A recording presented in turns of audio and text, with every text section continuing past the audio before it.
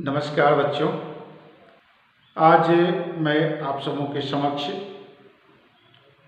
कवयित्री मीरा का संक्षिप्त और सामान्य परिचय प्रस्तुत करने जा रहा हूँ।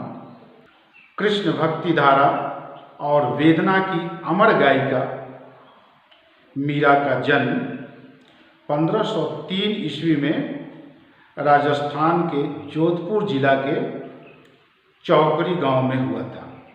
लगभग मीरा 13 वर्ष की अवस्था की थी, तभी उनका विवाह मेवाड़ के राजा महाराणा सांगा के पुत्र राजकुमार भोजराज के साथ कर दिया गया। विवाह के तुरंत उपरांत युद्ध आरंभ हो गया और उस युद्ध में राजकुमार भोजराज वीर गति को प्राप्त हो गए। मीरा के बाल्यावस्था में मां का देहांत हो गया और विवाह के तुरंत बाद पति का देहांत। सोचिए, भारतीय समाज, भारतीय परंपरा के अनुसार जब एक पति का देहांत होता है तो उसके उपरांत दुनिया में उसके लिए सारी सुविधाएं फीकी हो जाती हैं, नगण्य हो जाती हैं। और इस प्रकार से कुछ ही दिनों के बाद पुनः उनके पिता का देहांत हो जाता है और फिर उसके उपरांत एक युद्ध में उनके ससुर भी वीर गति को प्राप्त हो जाते हैं। इस प्रकार से आपने देखा कि मीरा के विवाह के तुरंत बाद ही उनके मैके माँ के घर और उनके पति के घर ससुराल दोनों ही जगहों पर अशुभ घटना घटने लगी। इसे मीरा के कुलक्षणी होने की बात बताई गई, अशुभ होने की बात बताई गई और इस प्रकार से मीरा को कुलक्षणी, उल्टा, अशुभ मानकर उनके ससुराल वालों ने उन्हें बहुत कुछ भला बुरा कहना आरंभ कर दिया। इस प्रकार से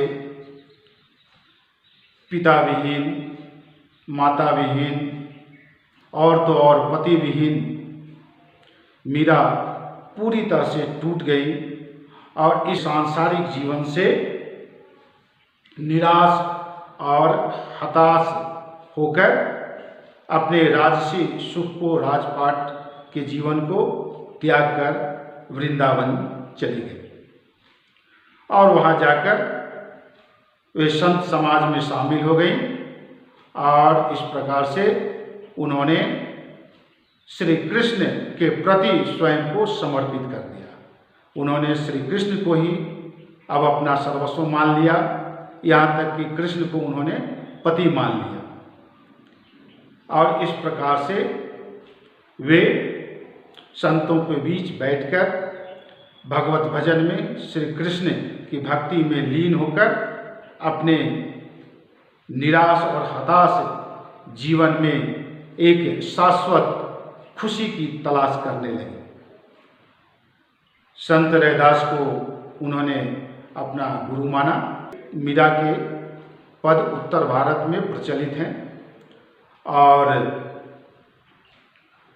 हिंदी और गुजराती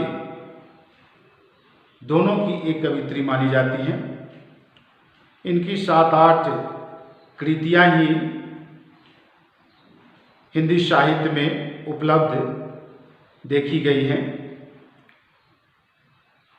मीरा की भक्ति दैन्य और माधुर्य भाव की भक्ति कही जाती है। मीरा के पदों में राजस्थानी, गुजराती, हिंदी, ब्रज, पंजाबी इत्यादि कई भाषाओं के प्रयोग देखे गए हैं।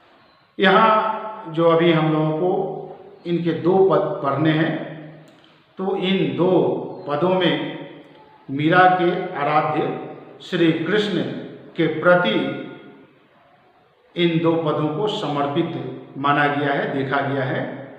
और जैसा कि हमने पहले ही देखा कि मीरा ने श्री कृष्ण को ही अपना सर्वस्व मान लिया, श्री कृष्ण को ही पति मान लिया।